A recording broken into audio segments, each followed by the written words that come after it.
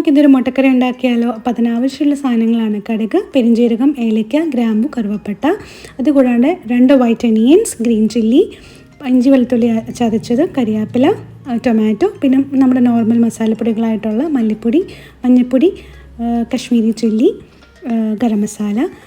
ഞാനിവിടെ യൂസ് ചെയ്യുന്നത് പച്ച വെളിച്ചെണ്ണയാണ്. വെളിച്ചെണ്ണ ഒന്ന് ചൂടായി കഴിയുമ്പോൾ നമുക്ക് നമ്മുടെ സ്പൈസസ് എല്ലാം കൂടിയിട്ട് ആഡ് ചെയ്ത് കടുകും പൊട്ടിച്ച് നമ്മൾ ചതച്ച് വെച്ചിരിക്കുന്ന ഇഞ്ചി വെളുത്തുള്ളി, പച്ചമുളക്, കരിയാപ്പില എല്ലാം കൂടിയിട്ട് മിക്സ് ചെയ്യാം.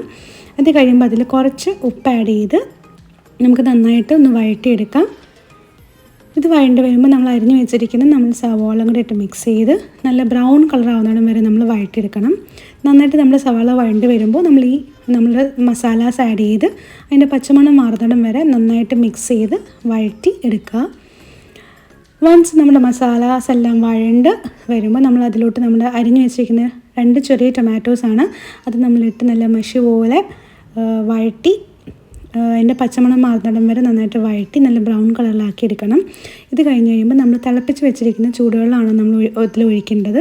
അതൊഴിച്ച് നമ്മൾ നന്നായിട്ട് വഴറ്റി എണ്ണ തെളിഞ്ഞ് വരുമ്പോൾ അതിൽ നമുക്ക് കുറച്ച് തേങ്ങാപ്പാൽ ആഡ് ചെയ്യാം. തേങ്ങാപ്പാലിന് വരെ നമുക്ക് കാഷ്യൂ പേസ്റ്റ് ആഡ് ചെയ്യാം. അപ്പോൾ നമ്മുടെ ഗ്രേവി നന്നായിട്ട് കുറുകി വരും. വൺസ് നമ്മുടെ ഗ്രേവി നന്നായിട്ട് കുറുകി വന്ന് കഴിയുമ്പോൾ നമ്മുടെ ബോയിൽഡ് മുട്ട അതിൽ ആഡ് ചെയ്ത് നമുക്ക് മുട്ടക്കറി നമ്മുടെ റെഡിയായി. ഇത് നമുക്ക് നമ്മുടെ ഗോതമ്പപ്പത്തിൻ്റെ കൂടെയോ ഇടിയപ്പമോ ദോശയോ എന്തിൻ്റെ അടുത്തും വേണം കഴിക്കാവുന്നതാണ്. അപ്പോൾ എല്ലാവരും ട്രൈ ചെയ്ത് നോക്കുക. Thank you so much for watching.